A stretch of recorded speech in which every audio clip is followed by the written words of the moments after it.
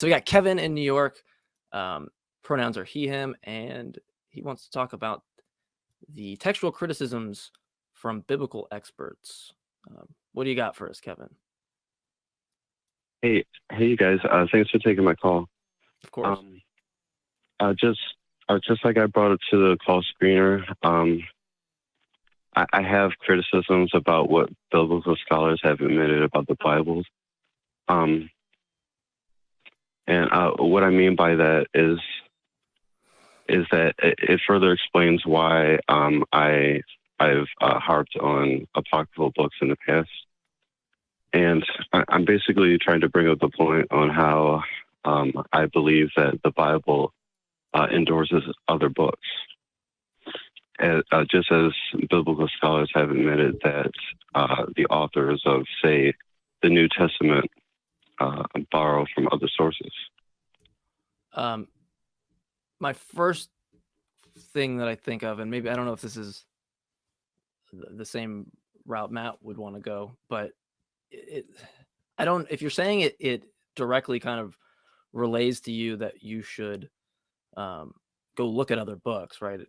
I'm wondering, like, it seems that you're assuming some interpretive principle, where I'm wondering if a Christian who reads the same thing one way with a different interpretive principle, if you just disagree, I'm not sure like which one's justificatory, like which one's actually justified the way that, right? Because you're kind of making a claim that it says we should go look at other texts.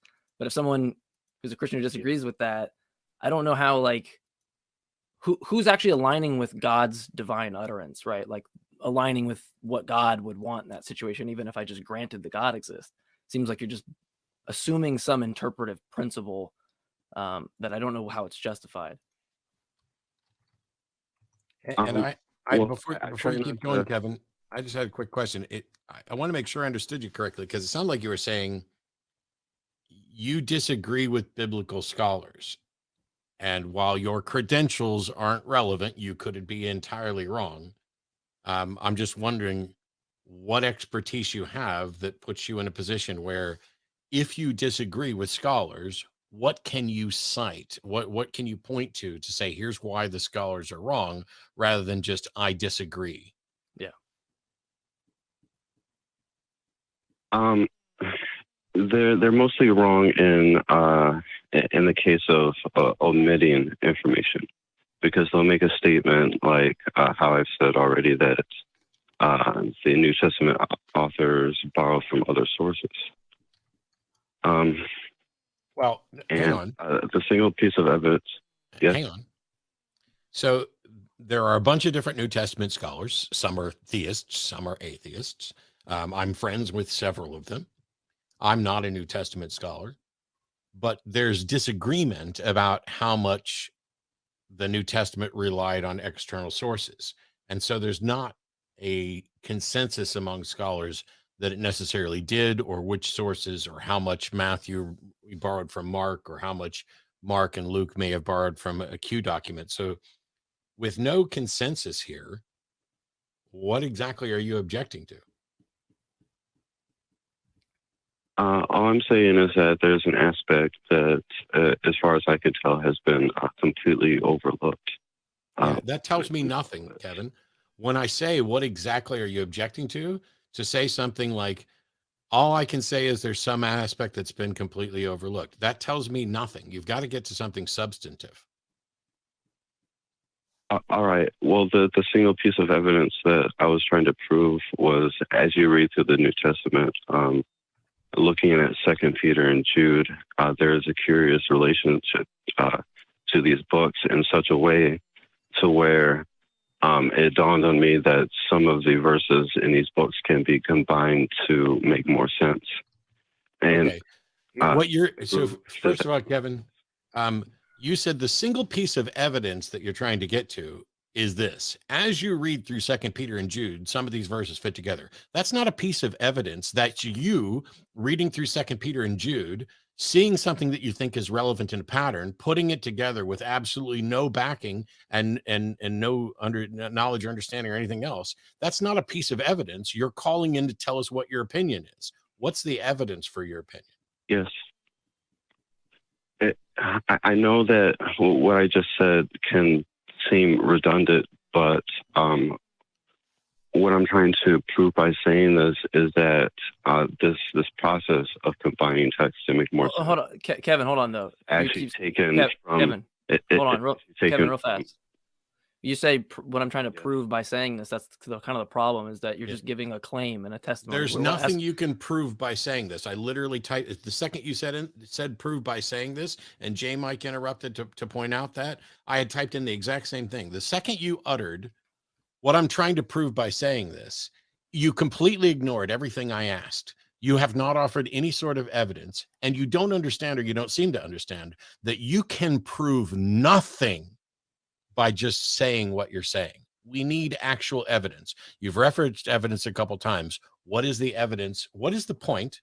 And what is the evidence for the point? That's it. Well, the evidence is basically in the style of how these books were written. The style of how these books were written is actually taken from texts that precede even Old Testament texts. Yeah, but if this goes back to the first thing that I said, which was that if your interpretive principle or method that you use to come to that conclusion is in disagreement with another person that uses an interpretive principle that thinks the opposite of you, now you have a question of, in virtue of what justifies the right interpretive principle for you to even know that. Merely starting by the fact alone that you think it isn't justification. I see what you're saying, but in what I'm trying to say, there's no point in trying to force an interpretation of this, in my opinion, or else it would. Look, hold on. Let me back up, Kevin, because what I'm trying to relay something. Maybe I've missed some things. When the reader reads something from a speaker, right? When you read something, you can interpret the speaker multiple different ways. Okay, you have to actually know what justifies whether or not that actually aligns with the speaker's intentions. In this case, the speaker is presumably God, okay?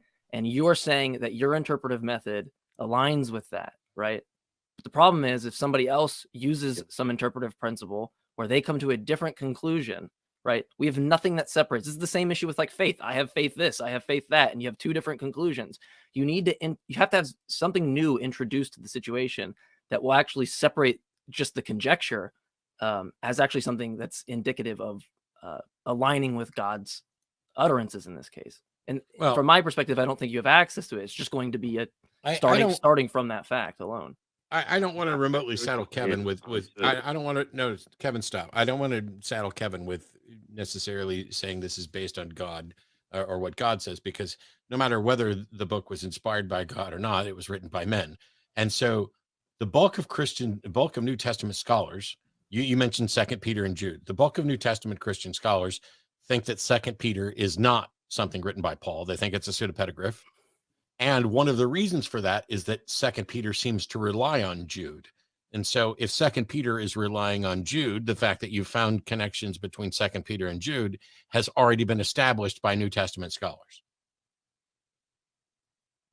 Well, yes, but it also cannot be admitted.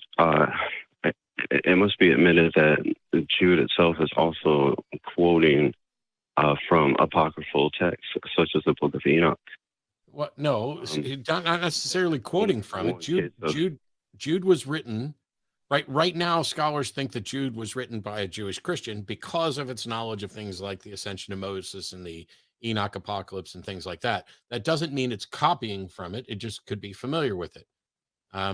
I appreciate the fact that you found connections and other stuff, but the way to demonstrate that is to go get with other scholars, talk about the methodology, and claim that you think that Jude and Peter are both borrowing from older books. But until you can come close to doing that, no offense, Kevin, but I'm beyond bored, because New Testament scholars already recognize that 2 Peter is a pseudepigraph that relies on Jude, and that Jude's author knew stuff, but whether or not if you want to make the case that the author of Jude copied stuff from the Book of Enoch, okay, so what? At the end of the day, let's assume you're right, Kevin, and the author of Jude, who's an unknown, copied from Enoch. So what? That doesn't get us anywhere with regard to proving a God. It doesn't get us anywhere with regard to proving any of it's true. You're just sitting here doing some intellectual masturbation about books in the Bible, and you can't get to anything substantive about whether or not they're true. Well, no, I know that if I were to go out and discuss this with other Christians, this would be something that I would definitely argue with them about. But what I've realized is a lot of interesting points that I've taken from these other books, such as historical accounts, such as during the time of Jesus, the Roman Empire was extending its influence over. Kevin, I'm no longer interested in a book report. I'm no longer interested in a book report or your opinions on which books relied on which books. Kevin, I would like for you to defend a notion of a belief in a God and not just tell us what you think about the book from an academic standpoint. Well, it leads me closer to thinking that these people were real, because what I was basically trying to say. Difference. No, Kevin. It doesn't make any difference to me. There, of course, books were written by real fucking people. Well, yeah. What I'm trying to get at is that there was a law during the times of Jesus imposed by the Roman Empire that everybody should register in the area that they lived in. And from a historical account, this leads back to the identity of who Jesus's grandparents were. No, it doesn't, Kevin. No, it doesn't. You can't. There's no demonstration that Jesus even existed or what time that he existed. And so, getting to you being convinced that the authors of books were real, I have no doubt that there were real authors of books. But the fact that Peter borrowed from Jude and Jude borrowed from James, and James may have known stuff about Enoch. All of that is really great if you want to be a New Testament scholar, but I don't. I want to know whether or not a fucking God is real, and I'm tired of wasting time on this.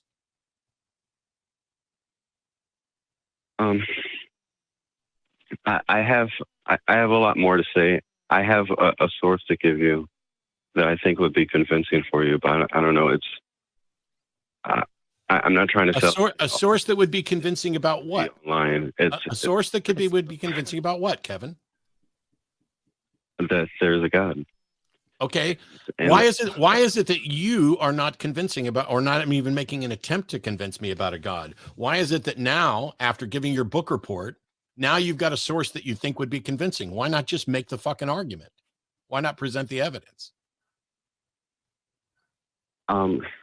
Because it's a different topic.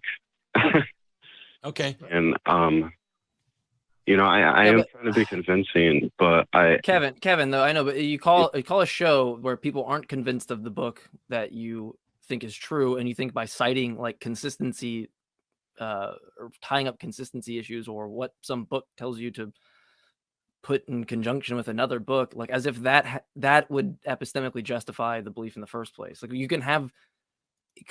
Someone can have like a really bad moral philosophy and it be consistent. Doesn't mean it's like true. Doesn't mean it's like the right one, right? So clearly, like you should want to convince us of the belief rather than just this book says a thing, and I think I can tie it up pretty nicely. I don't know what damage or what motivational value that's supposed to have to a non-believer. To not dilly-dally and to sum up my points, basically what I'm trying to say, and I know there's a lot of Christians out there who would disagree with me by saying this. But then call them. Then call them. Then call them, Kevin. If there's a bunch of Christians out there that disagree with you, then call them, work it out, and when you guys come to an agreement about what the actual truth is, then call back.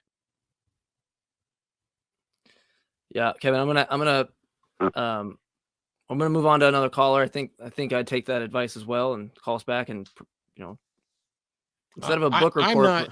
I've done this for a long time, but also I've stood in a room with 4 different Christian apologists, all trying to argue for 4 different excuses or reasons for why something is, and none of them agreed. If you already know, Kevin, if Kevin already knows that there are Christians who disagree with him, why is he calling an atheist show? to talk about something that neither of us, well, I don't want to necessarily speak for Mike, but I don't give a flying fuck about whether or not one biblical author copied from another, because that is completely unsurprising. What would be surprising for me is if you could demonstrate that none of them copied off of any of the others, that none of them were relying on the stories they heard, that all of them were in fact directly inspired by a God. That would be a case for God. Yeah, it was yeah, the book it was weird with the book, the author thing for me, because it was like, yeah, it'd be a great miracle if there was a book that was not written by an author. There's a miracle.